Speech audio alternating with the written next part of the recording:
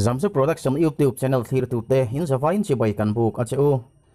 na thil thalai an BDO chhuak tura an nor thu kan ron soi to a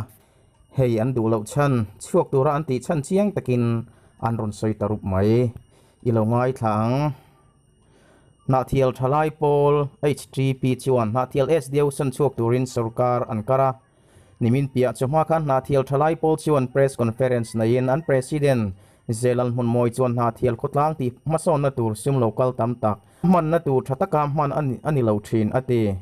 thataka mang tur BDO an ngen nuwa po azom du lo ati chu wangin HTP chuan na thial khotlang mi pui za lo na angaya BDO pulal nei thanga kolni chu BDO ni chun zom zel tlaka angai lova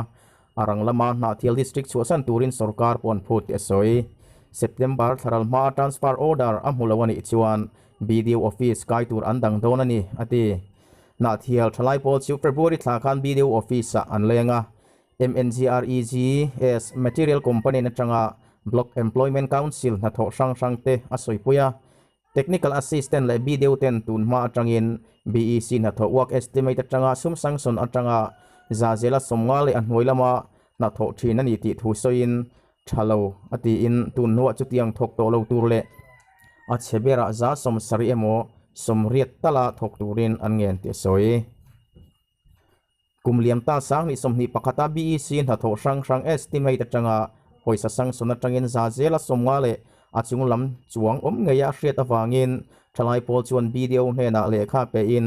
model venga side drain electric veng volleyball court a thutna le pavilion siam turin an ngena thalai pol tingen nangai poimo lovin BDO chuan HTP-in na chu material component a cheng noi ni le singa ve a tho turin alo thuna thalai pol chuan kumliam ta BEC na tho sum tam tak chuang bang nge ni an hriat manga na thok tura an ngen laya material component alo thun mai chu diktok lovin ashria March ni somni pathum khan BDO chu office an huleti HTP president chuan asoi BDO chuan cheng noi ni le singa hu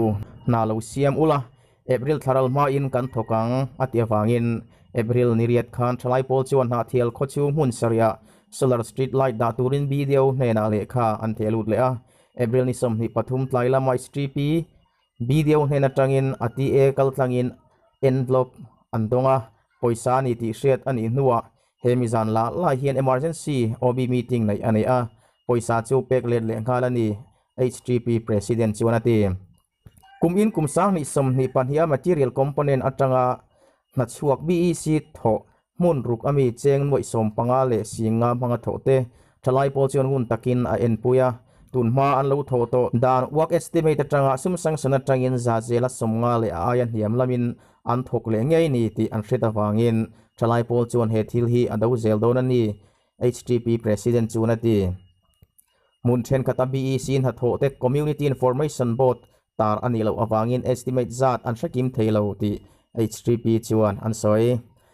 HTP chuan an ngin na ten omzia anailo awang le BDO chu voitam biak po tumpo in phone call ala du lo niin an soya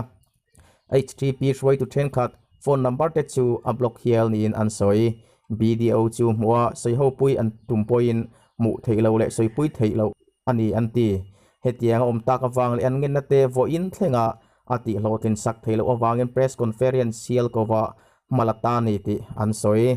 na thial thalai pol chuan na thiala sarkar department sang officer te chu an sum mu te amana tur dik taka mang tur le dik taka thil ti turin angena thil dik le tha chuan na thial district mason na tura tho ho na nei turin anin hong reng ti an soi department sang te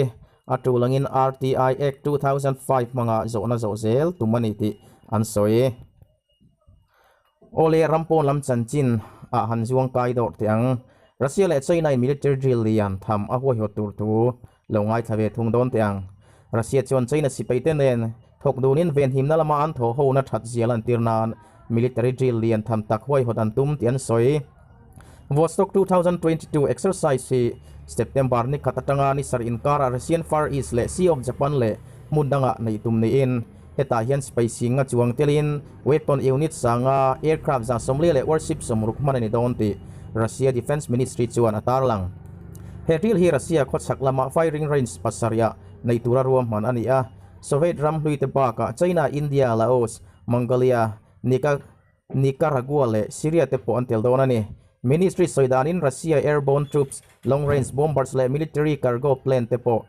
hedrila hian telantum tian soi thlama salama ponlok to exercise nei tur hi Russia in Ukraine bai puyan thak mek ti boi lo tura ruam han na omsa ti in asoi bok